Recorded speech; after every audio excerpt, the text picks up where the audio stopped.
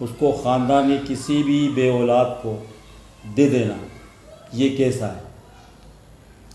سگی اولاد کو اس میں صورت یہ ہے کہ ٹھیک ہے گود لینا حضور علیہ الصلوۃ والسلام کی سیرت سے ملتا ہے، لیکن ہمارے یہاں معاشرے میں یہ ہے کہ ٹھیک ہے آپ گود لے رہے ہیں، سنت رسول کو اختیار کرتے ہوئے اگر آپ کسی کو بھی گود لیتے ہیں، منہ بولا بیٹا بنا لیتے ہیں، تو اس میں شرعی طور پر کوئی قباحت نہیں ہے.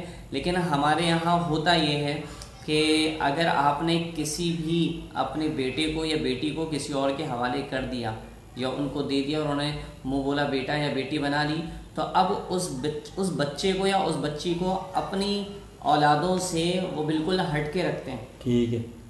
بعد میں اگر کبھی ایسا ہو کہ بھئی ان کے یہاں اولاد ہو گئی اور انہوں نے آپ کی اولاد کو واپس لوٹا دیا، تو اب وہ سلوک جو دیگر بیٹا یا بیٹیوں کے ساتھ ہوتا ہے وہ ان کے ساتھ نہیں ہوتا. ٹھیک ہے. تو ایسا نہیں ہونا چاہیے، بلکہ امتیازی سلوک نہیں ہونا چاہیے، بلکہ جس طریقے سے آپ کے پاس جو اولادیں ہیں ان کے ساتھ سلوک ہو رہا ہے، اسی طریقے سے اس اولاد کے ساتھ بھی سلوک ہونا چاہیے جو آپ نے کسی اور کو دے دی تھی اور آپ کے پاس واپس آ گئی. ٹھیک ہے. تو لہٰذا دینے میں کوئی حرج نہیں ہے، لیکن اس طرح کا اگر معاملہ ہوتا ہے تو پھر اس معاملے کو اور اس طرح کے ماحول کو ختم کرنے کی کوشش کرنی چاہیے. سگی اولاد ہوتی ہے، مطلب کسی کو اگر دے دیے، ٹھیک ہے، جب وہ جوان ہو جاتے ہیں، پروان چڑھ جاتے ہیں، تو اس کے بعد مطلب جو اس کے حقیقی مطلب جو دوسرے بہن بھائی ان میں آپس میں اکثر جگہوں پر مطلب اتنی محبت نہیں ہوتی ہے.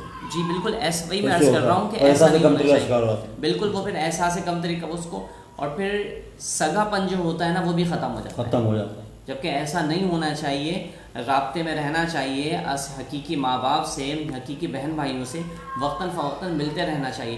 ایسا نہیں ہوتا کہ بھئی تم نے کسی کو اولاد دے دی تو اب تمہارا اولاد کیا ماں باپ کا رشتہ ختم ہو گیا. رشتہ تو ختم نہیں ہوتا. تو لہٰذا رشتہ ختم نہیں ہوا تو جس طریقے سے تم اپنے دیگر اولادوں کے ساتھ سلوک کرتے ہو اس طریقے سے اس کے ساتھ بھی سلوک کرو، تاکہ اس کو کسی قسم کی احساس کمتری کا شکار نہ ہو.